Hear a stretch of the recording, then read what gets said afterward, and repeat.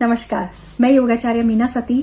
Pregnancy में हम खड़े होकर कौन से आसन कर सकते हैं जो आपके और आपके बेबी के लिए बहुत ज्यादा इम्पोर्टेंट हैं। आपकी बॉडी में पेन रहना, थकान रहना, ये आम बात है। तो अगर आप खड़े होकर कुछ आसन कर सकते हैं तो आप कैसे आसन कर सकते हैं, कैसे अपने जॉइंट्स को मूवमेंट दे सकते हैं, वो मैं आज आपको बताऊंगी। देखिए, अगर आपको 4th-5th मंथ चल रहा है तो आप नॉर्मली धीरे धीरे अपने हाथों का मूवमेंट कर सकते हैं।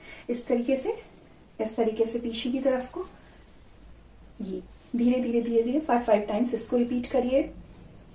देन अपने हाथों पे आ सकते हैं, इस तरीके से अपने हाथों का मूवमेंट। देन अपनी कलाइयों का, ये सारे आपने 10 टाइम्स करने। Then anti clockwise, elbow, then neck rotation, धीरे धीरे लेफ्ट लेके जाइए, देन राइट। इस तरीके से धीरे धीरे आप थोड़ा थोड़ा जॉइंट को मूवमेंट करिए। ये एक्सरसाइज भी है। देन इसके बाद मैं आपको आसन बताऊंगी, इस तरीके से धीरे धीरे। देन इसके बाद तरीके से करके राउंड करके अपनी वेस्ट को इस तरीके से राउंड करिए, clockwise and anti clockwise direction में। देन हाथ को आगे करके स्ट्रेच कर सकते हैं हल्का हल्का। पेट दबाने वाला और पीछे को स्ट्रेचिंग वाला आपने नहीं करना है।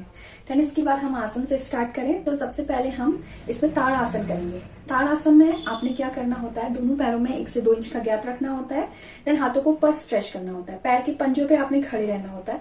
बट अगर आप पैर के पंजों पे खड़े नहीं हो पा रहे हैं, डिसबैलेंस हो रहा है, तो आप नॉर्मल भी स्ट्रेच कर सकते हैं। बहुत देर तक इसको होल्ड करके मत रखिएगा।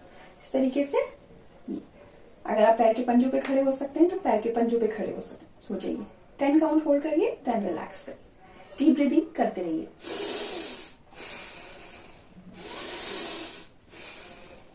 और अगर आप पैर के पंजों पे खड़े होने में डिसबैलेंस हो रहा है तो नॉर्मली भी ऐसे स्ट्रेच कर सकते हैं। 5 टाइम्स इसको रिपीट करिए। बहुत ज्यादा स्ट्रेच नहीं करना है, आराम से धीरे धीरे। देन इसके बाद सेकंड आसन आप इसमें क्या कर सकते हैं, आपको अगर कंफर्टेबल है तभी करिएगा, नहीं तो दीवार का सहारा ले सकते हैं। धीरे धीरे वृक्ष आसन आप कर सकते हैं, पैर को ऊपर करके इस तरीके से। देन हाथों को इस तरीके से रख के आगे को देखेंगे, नॉर्मली ब्रीथ करेंगे and then relax. 10 count hold करिए, आराम से धीरे धीरे इस तरीके से। ये भी आप 5 टाइम्स रिपीट कर सकते हैं। डीप ब्रीदिंग हर आसन के बाद आपने लेनी है आराम से। देन थर्ड आसन आप इसमें कर सकते हैं त्रिकोण आसन। पैरों में गैप दे देंगे अपने शोल्डर से ज्यादा। देन लेफ्ट साइड के पैर को बाहर की तरफ को करेंगे, सांस लेते हुए हाथों को ऊपर। देन नीचे की तरफ को जाएंगे, जहां पर तक आपका हाथ और आपका स्ट्रेचिंग अलाउ करे वहां पर तक आपने जाना है। मैं नीचे तक जा रही हूँ क्योंकि मुझे प्रैक्टिस है। आप आराम से करेंगे। अगर आपका हाथ यहाँ पर जा रहा है तो यहाँ पर होल्ड कर लीजिए। ऊपर देख सकते हैं तो देखिए, अगर डिसबैलेंस हो रहा है तो आगे देख लीजिए।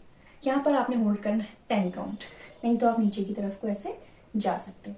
10 काउंट होल्ड करेंगे, वापस आएंगे। डीप ब्रीदिंग यहाँ पर भी ले लीजिए। देन पैर को सीधा करेंगे। यही आपने लेफ्ट साइड से पैर को बाहर की तरफ को, सांस लेते हुए ऊपर, देन सांस को छोड़ते हुए नीचे। अगर ऊपर की तरफ को देख सके तो देख लीजिए, नहीं तो आप सामने भी देख सकते हैं। आराम से जहां तक आप जाए वहां पर तक आपने होल्ड करना है। खींचातानी बिल्कुल नहीं करनी है। पहले अपने डॉक्टर से कंफर्म कर लीजिए कि आप योग कर सकते हैं, थोड़ी बहुत स्ट्रेचिंग कर सकते हैं, तब जाके आप इसको करिएगा। देन फोर्थ आसन आप इसमें कर सकते हैं वीरभद्रासन। वीरभद्रासन भी आपकी थाइस के लिए, आपके पेल्विक एरिया के लिए बहुत ज्यादा अच्छा है। पैरों में गैप देंगे। देन इसके बाद अपने राइट पैर को बाहर की तरफ को करिए और आराम से नीचे की तरफ को जाना है, धीरे धीरे जितना आप जा सके। देन उसके बाद हाथों को ऊपर कर सकते हैं इस तरीके से, वरना आप सेकंड वाला वॉरियर पोज भी कर सकते हैं। इस तरीके से होल्ड करेंगे। ज्यादा पीछे अपने पैर को मत करिएगा, धीरे से हल्का सा 90 डिग्री का एंगल बनाने की कोशिश करिए। घुटने को पैर के आगे मत जाने दीजिए, 90 डिग्री का एंगल काफी है। देन वापस आ जाएंगे। देन ये रिपीट आपने लेफ्ट से करना। नीचे की तरफ हो जाएंगे। बहुत ज्यादा स्ट्रेचिंग मत करिएगा, धीरे धीरे आराम से। And relax. Deep breathing.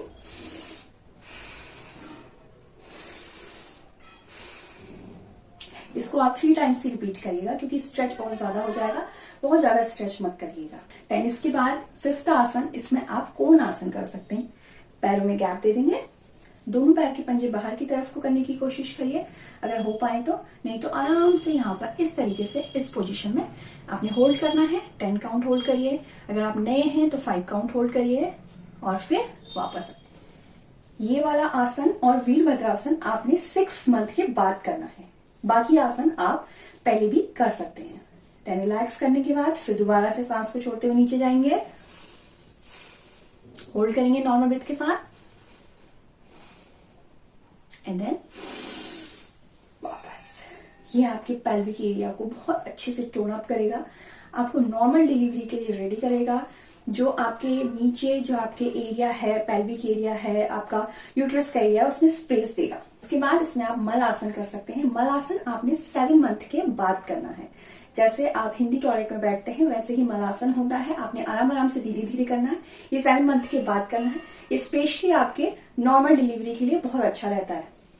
पैरों में गैप, हाथों को ज्वाइन करते हुए नीचे जाएंगे, एंड देन इस तरीके से आपने आगे की तरफ को देख के होल्ड करना है। ब्रेक नॉर्मल ले सकते हैं, एंड देन वापस। स्टार्टिंग में 10 काउंट होल्ड, देन 20, देन 30। ये आप होल्ड करिए 5 टाइम्स, इसको रिपीट करिए। मॉर्निंग इवनिंग दोनों टाइम कर सकते हैं, या फिर एक भी टाइम करेंगे तो बहुत अच्छा है। आई होप कि आपको समझ में आया होगा कि आपने कौन कौन से आसन किस किस टाइम पे करने हैं। बहुत हार्ड वाले आसन, स्ट्रेचिंग वाले आसन आप जब यूज टू हो जाएं देन उसकी बात करिए, नहीं तो योगा इंस्ट्रक्टर की देखरेख में करिए।